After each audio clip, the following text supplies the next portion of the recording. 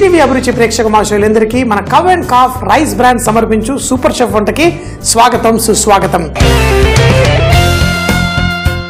దాల్ రంగీలా. అయితే ఈ రంగీలా దాల్లో మనం పంచుమేళ అని పంచుపూరన్ అని అన్ని 5 రకాలు వాడి మనం చేస్తూ ఉంటాం. ఈ రోజు చేసే ఈ పప్పులో 5 రకాల పప్పులు.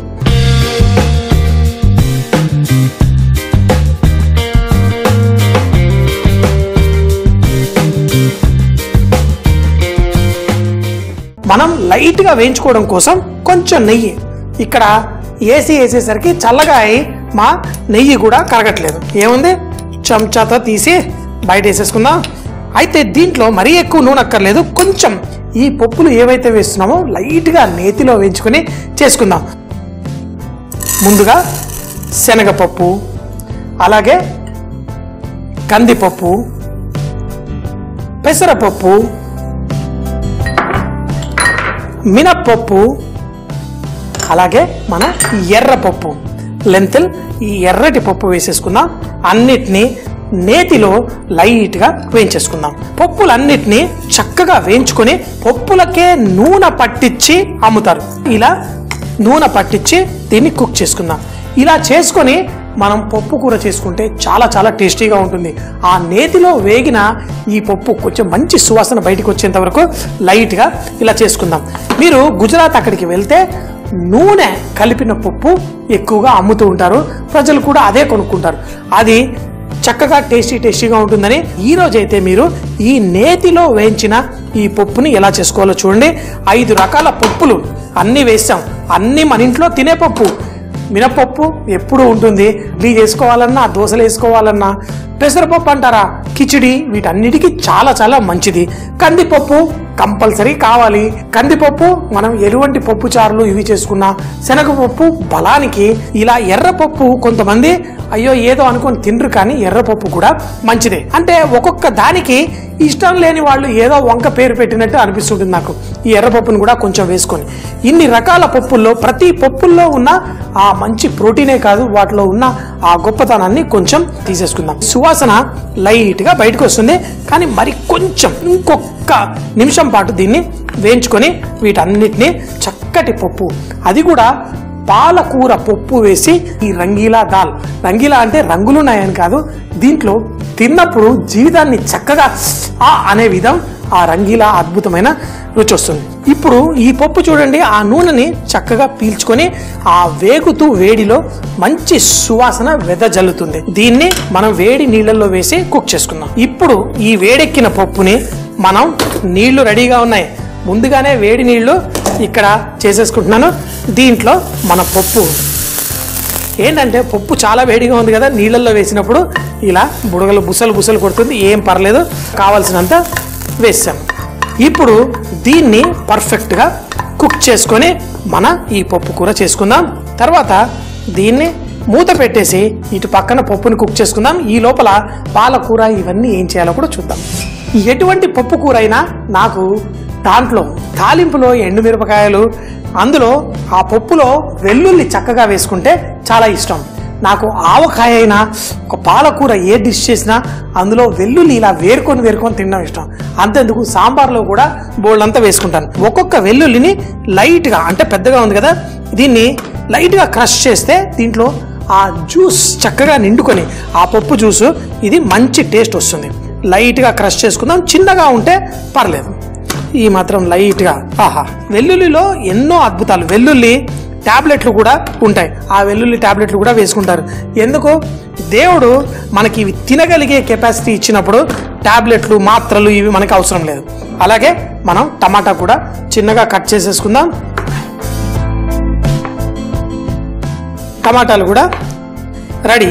మరి రంగీలా దాల్లో మనం చక్కగా టమాటా, వెల్లుల్లి, అది కూడా అద్భుతమైన టేస్ట్ ఇచ్చే మన పాలకూర కూడా వేసేసుకుందాం. పప్పు అటు పక్కన కుక్ అవుతుంది. ఆ పప్పులో బోల్డ్ అంత రుచి, బోల్డ్ అంత శక్తి కూడా మనకుంది. అంటే వెజిటేరియన్స్ కి ఎప్పుడు చెప్తుంటారు, మనం ఆ పప్పు దినుసులు ఎక్కువగా తీసుకోవాలి. మీరు సోయాబీన్ ఏంటి ఏవైనా కానీ తీసుకోండి. సో మరి వెల్లుల్లి రెడీ, టమాటా రెడీ. ఇప్పుడు పాలకూర. ఈ పాలకూరని మనం మార్కెట్లో దొరికినప్పుడు చక్కగా, అంటే తీసుకొచ్చి మంచిగా కడుక్కోండి. ఎందుకంటే ఆకుకూరల మీద మందులు అవి ఇవి జల్లినా కానీ అవన్నీ మనకి రాకుండా ఇలా చేసేసుకుందాం. పాలకూర కూడా రెడీ. ఇప్పుడు మనం మన తాలింపుతో స్టార్ట్ చేసేద్దాం. చక్కగా కొంచెం నూనె, అంటే దాంట్లో నెయ్యి వేసా, తర్వాత వెన్న కూడా వేస్తా, దీంట్లో కొంచెం నెయ్యి కూడా వేసా. మనం కొవ్వు పదార్థాలు కూడా మనం తీసుకునేటప్పుడు రకరకాలు, ఒక్కసారి కొబ్బరి నూనె, కొన్నిసార్లు ఆవాల నూనె, కొన్నిసార్లు నువ్వుల నూనె, కొన్నిసార్లు పల్లీల నూనె, ఇలా నూనెలు మార్చుకుంటూ తినండి. మనకి కావాల్సిన పౌష్టిక విలువలు, ఎందుకంటే మనకి కొన్ని వైటమిన్స్ ఈ నూనెల ద్వారానే వస్తాయి, అవి చక్కగా దీని ద్వారా కూడా తీసుకోవచ్చు. సో అంత రెడీగా ఉంది. మరి ఇందాక చెప్పినట్టు తాలింపులో ఎండు మిరపకాయలు కూడా చక్కగా వేసుకుందాం. దీంట్లో మన ఆవాలు చిటపట్లాడిన తర్వాతే మనకి మంచి టేస్ట్. కొంచెం ఎక్కువగానే వేసుకున్నాను ఎండుమిరపకాయలు,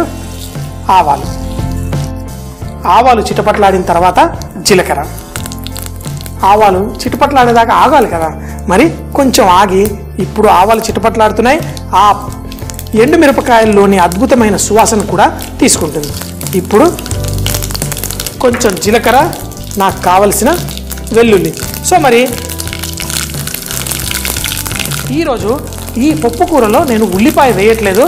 ఉల్లిపాయ వేయకుండా టమాటాలతోటే స్టార్ట్ చేసేస్తాను. చక్కగా వెల్లుల్లి, ఇంగువ, కరివేపాకు, పసుపు.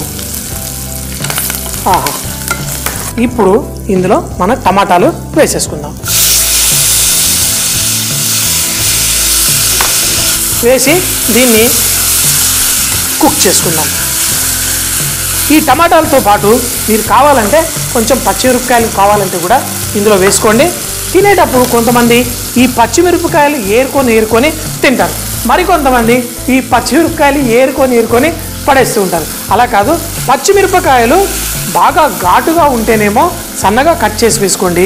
అవి చక్కగా స్వీట్గా ఉంటే ఆ పచ్చిమిరపకాయల్ని ఇలా కొంచెం పెద్దగా వేసుకోండి. కానీ పొరపాటున కూడా అవి తీసి పక్కన పెట్టి పడేయమాకండి. ఇందులో మనకు కావాలంటే కొన్ని నీళ్లు కూడా వేసుకుందాం. వేసి ఇందులో కారం కూడా ఇందులో చాలా టేస్టీగా ఉంటుంది. ఎండుమిరపకాయలు వేసాం, పచ్చిమిరపకాయలు వేసాం, అలాగే కొంచెం కారపొడి కూడా వేసేసుకుంటాను. ఇవన్నీ కలిపి మంచి టేస్ట్ వస్తుంది. వెన్న కొంచెం రెడీగా ఉంది, కానీ అది తర్వాత వేసుకుందాం. ముందుగా మన ఈ పాలకూర ఏదైతే మనం చక్కగా కట్ చేసి పెట్టుకున్నామో ఇలా ఇందులో వేసినప్పుడు ఈ గిన్నెంతా నిండినట్టు ఉంటుంది. ఒక్కసారి కలిపితే కింద ఇంత చిన్న ముద్దలా తయారవుతుంది. ఈ పాలకూరని దీంతో పాటు చక్కగా కుక్ చేసుకుందాం.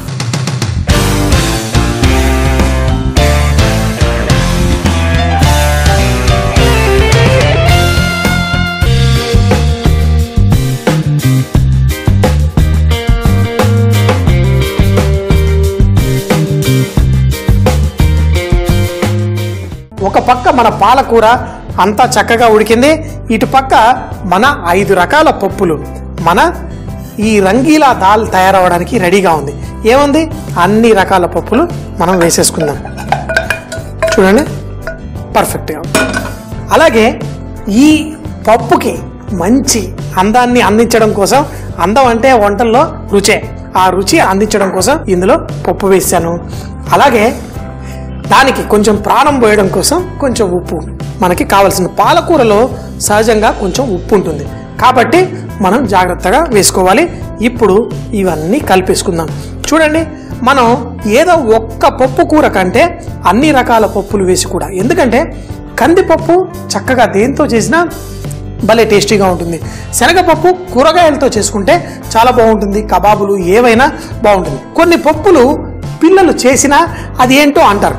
అలాంటప్పుడు మన మల్టీగ్రెయిన్ ఆటా ఎలాగో మల్టీగ్రెయిన్ పప్పు మన ఈ దాల్ రంగీలా పర్ఫెక్ట్గా రెడీ అయిపోయింది. మంచి సువాసన, అంతా సూపర్గా ఉంది. నేతిలో వేయించిన ఈ పప్పుకి అద్భుతమైన రుచి. మరి దీన్ని ఉప్పు కూడా పర్ఫెక్ట్గా ఉంది. మా ఇంట్లో రకరకాల పప్పులు చేసుకుంటూ ఉంటాం. మసాలా పప్పు అని, అంటే అది కందిపప్పుతో చేసుకోవచ్చు, శనగపప్పుతో చేసుకోవచ్చు. ఇదైతే అద్భుతమైన అన్ని మసాలాలు కలిపిన ఓ సూపర్ టేస్టీ, చాలా లైట్గా మళ్ళీ చాలా స్వీట్గా పర్ఫెక్ట్గా రెడీ అయిపోయింది. మరి దీన్ని వడ్డీ చేసుకుందామా? ఇప్పుడు ఇందులో బోల్డ్ అంత శక్తికి మించిన ఆనందం. ఎప్పుడైతే మనకి తెలుసో మనం తినే వంటలు ఆరోగ్యానికి మంచిది, చాలా బాగుంటుంది, అందులో దాన్నే మనం టేస్టీగా చేసుకోగలిగినప్పుడు ఇంకేంటి, ఈ వెల్లుల్లి రెబ్బలు ఎక్కడ దొరికితే అక్కడ వేసుకోవడమే. ఈ పాలకూర కూడా నేను వేసిన తర్వాత నేను మూత పెట్టలేదు, ఎందుకంటే ఈ గ్రీన్ రంగు మనకి చక్కగా కాపాడుతుంది. అన్ని చెప్తున్నాడు, పచ్చిమిరపకాయలు వేసుకున్నాడా లేదా, 1 కాదు 2 కాదు, ఇలా పచ్చిమిరపకాయలన్నీ నాకు ఇష్టం. మరి కొంచెం వెల్లుల్లి అయితే మా ఇంట్లో వెల్లుల్లి అడుక్కు తింటా అంటే, ఎందుకంటే మా ఇంట్లో వేరే వాళ్ళకు వచ్చినా నాకు తీసి ఇచ్చేస్తుంటారు. వెల్లుల్లి తిను నానా అని మావాడు, తిను నాయనా అని మా ఆవిడ. ఎవరికి ఇష్టం అనేది మనం కొంచెం ప్రేమతో ఇచ్చేస్తూ ఉంటాం. సో మరి ఈ అద్భుతమైన దాల్ రంగీలా 5 రకాల పప్పులు వేసి చేసేసుకున్నాం. మరి తినేద్దామా? చక్కగా పాలకూర ఇష్టం, వెల్లుల్లి ఇష్టం, మరి ఈ సూపర్ టేస్టీగా రెడీ.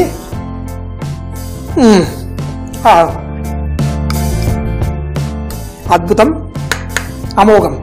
నెయ్యిలో వేయించిన పప్పు, ఇదిగోండి పచ్చిమిరపకాయ, కరివేపాకులు, పచ్చిమిరపకాయలు తీసి పక్కన పెట్టడం మీరు చేయకండి. మీరు చేస్తే మీ పిల్లలు కూడా అదే అలవాటు చేసుకుంటారు.